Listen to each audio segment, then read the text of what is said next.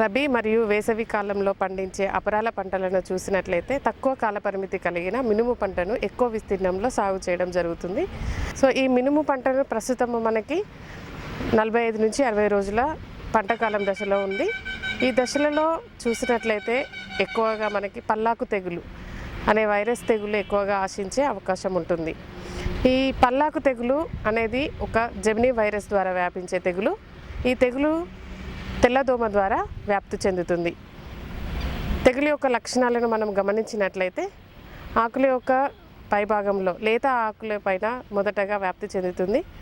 ఈ తెగులు సోకిన ఆకులు పసుపు వర్ణంలోకి మారిపోవడం అనేది గమనించవచ్చు. పసుపు రంగు మరియు లేత ఆకుపచ్చ రంగులో అక్కడక్కడ మచ్చలు అనేవి కనిపిస్తాయి.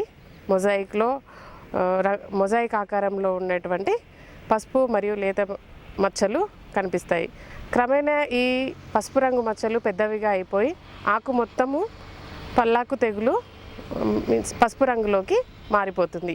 కిరణజన్య సంయోగక్రియ అనేది జరగక పత్రహరితం లోపించి ఈ పసుపు రంగులోకి మారిపోవడం వల్ల మొక్కలు అనేవి ఎండిపోవడం జరుగుతుంది. ఈ తెగులు అనేది ఆకుల పైభాగం నుండి కొమ్మలు మరియు కాయలోకి కూడా ఈ వైరస్ తెగులు అనేది వ్యాప్తి చెందుతుంది. కాయల పైభాగంలో కూడా పసుపు రంగు మచ్చలు అనేవి గమనించవచ్చు.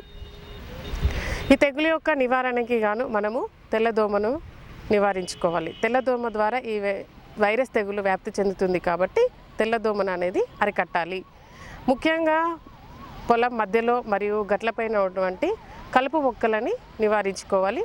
అదేవిధంగా అక్కడక్కడ ఎకరాకి 10 చొప్పున నీలిరంగు మరియు పసుపు రంగు జిగురు అట్టలను అక్కడక్కడ అమర్చుకోవాలి.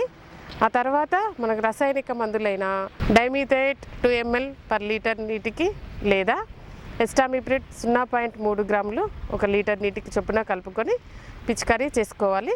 అదేవిధంగా తెగుల్ని తట్టుకునేటువంటి రకాలైన WGG42, MGG 385 మరియు MGG 352 లేదా LBG 787 వంటి రకాలను మనము ఎంచుకోవాలి. మదిర నుంచి విడుదలైన MBG 1070 అనే రకము పల్లాకు తెగులుని సమర్థవంతంగా తట్టుకొని అధిక దిగుబడిని ఇస్తుంది. కాబట్టి ఈ తెగుల్ని తట్టుకునేటువంటి రకాలను సాగు చేసినట్లయితే పల్లాకు తెగులుని సమర్థవంతంగా నివారించవచ్చు.